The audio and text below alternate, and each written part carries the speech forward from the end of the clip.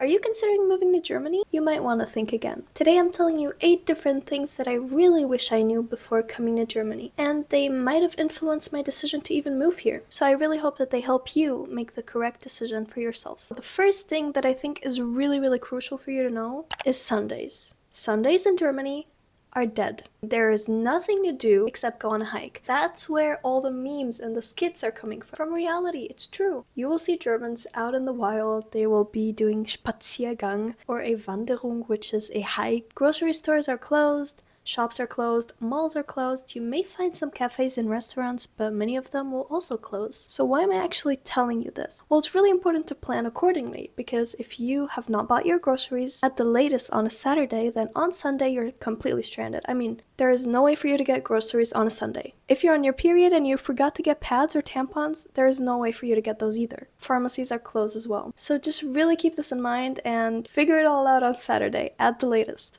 Moving on to the second thing, and it's also crucial, but finding an apartment in Germany is a nightmare. There is a lot of competition. All of the students want a place to stay, and there are only so many renters, or so many appealing apartments to rent. So if you're considering moving to Germany, then I would really recommend figuring this out and starting months in advance. I mean, really, you're not moving to Germany and starting to look then. That would not be a very smart choice. And if you don't find a place, then there's this little trick, and it's actually finding a language school that has dorms. And that is a very good trick. That's something that truly saved me, because as I came to Germany, I could not find an apartment for the life of me. So it was technically a plan B, but really a miracle that we came across this language school, which actually offered dorming and rooms to rent. And this really saved me for at least 6 months, and then I could actually start looking. So start early is my tip. Moving on to the third point, and it resembles the first one, Germany after 8 p.m. is also dead. It's also closed. Many restaurants will close up, cafes will have already closed up, shops,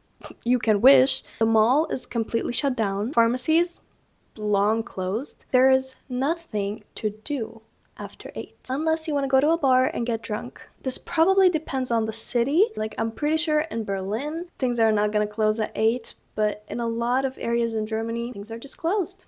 Moving on to the fourth thing, public transport is amazing, but extremely confusing. I do have a story time on this. I was supposed to go visit my cousin that lives 8 hours away from me. And at the time I was in Frankfurt, and let me tell you, Frankfurt Hauptbahnhof, the train station at Frankfurt, is extremely huge. It's huge and it's confusing. And might I just add, this was my first time being on a train alone. I had used buses here in Germany, but never a train alone. This was not a normal regional train. This was a train that I had paid for. In Germany, you have the regional Bahn, which is the normal train. You still have to pay about 50 euros to get the monthly ticket to be able to use this train, but the ICE is a faster option, and you have to buy the ticket each way. Anyway, I had bought that kind of ticket, so I paid specifically to be taken directly to her city. Let's move back. I am standing at the train station in Frankfurt, and I have the ticket in my hand. I know from which track the train is supposed to leave.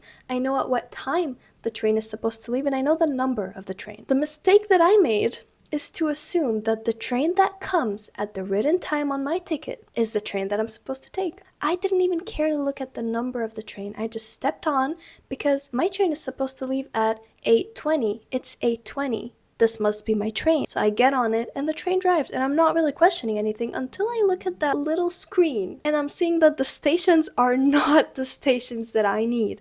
I am on the wrong fucking train.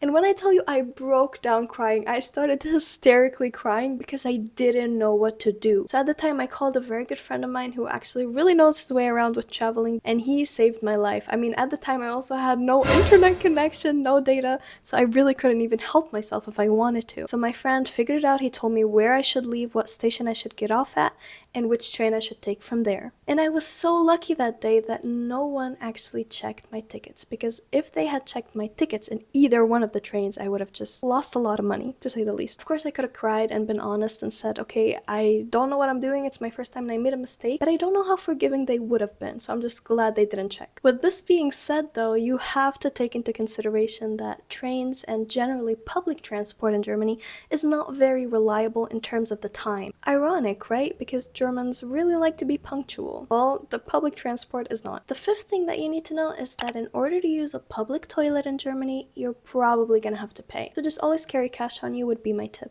Or just use the bathroom at home. The sixth thing, and a lot of you could guess this, and it's that separating trash is actually very, very serious. Many different bins for the different kinds of glass. You also obviously have plastic, foil, and the restmüll, which is like the general trash for leftovers, food. You will definitely get the hang of this as you go, and it helps living with people who are already used to this life because they can actually clear it up for you and you can see what they are doing and start implementing that yourself. The seventh thing that you should know is that German friendships take time. And I thought this was very generalizing at first. I thought like we can't say this for all of them, but I think we can say this for a very big majority because the way it is, they already make these really strong friendships starting off at school, and they really nurture these friendships throughout time and through growing up. And also generally it takes them time to warm up to someone, to really trust you in a way where they can tell you personal things about them, whereas in other nationalities we kind of carry our heart on our sleeves and we just say what we think, tell all about our past and our lives on the first meeting. And of course this can be also a negative. And the eighth thing that's really important for you to know as well